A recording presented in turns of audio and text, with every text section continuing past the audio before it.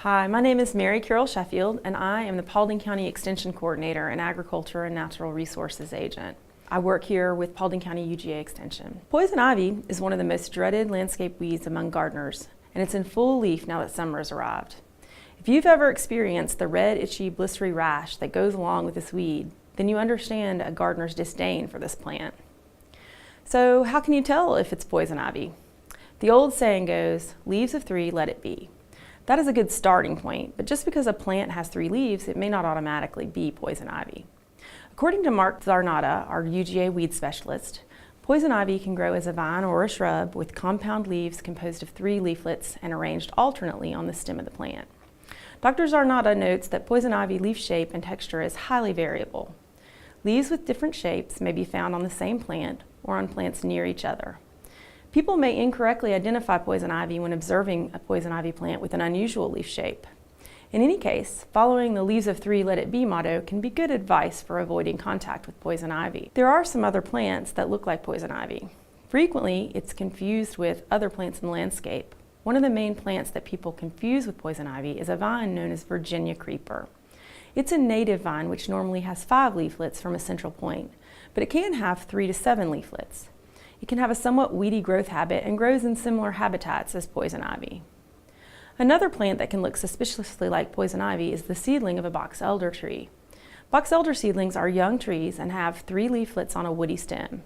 You can tell the difference by noticing that the leaves are arranged opposite each other on the stem of box elder, while they alternate on poison ivy. The good news is neither of these plants have the same itchy effect as poison ivy. But the challenge is knowing which is which. So what's the difference between poison ivy and poison oak? That's a question I often get. Poison oak is not as common in our landscapes, but it can be found in Paulding County. According to the University of Florida Extension, poison oak is a low-growing upright shrub that's about 3 feet tall. It's found in dry, sunny locations, and it does not grow in heavy shade. It's similar in appearance to poison ivy, having 3 leaflets, but those leaflets are always lobed. Whether you can tell poison oak and poison ivy apart, it's best that if you think it's either one, you just leave it alone. So how do I control poison ivy? After you've positively identified poison ivy, there are a lot of ways you can control it in the landscape setting. The easiest thing to do if poison ivy pops up in a lawn or other area that can be mowed is just to keep it mowed down.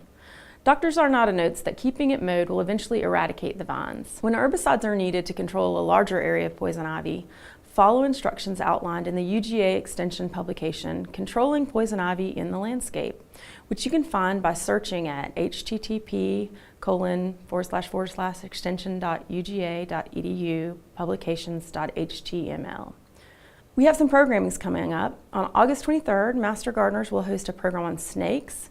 It'll be at 10 a.m. that Thursday morning, and it's free. You can call our office at 770-443-7616 to register, or you can access our website for many online resources and to check our local schedule. We send monthly updates via our Bulldog Bites newsletter on timely topics about the landscape and announcements about extension programs happening in our county and nearby. We hope you have a great summer, and we hope you don't find yourself in a patch of poison ivy.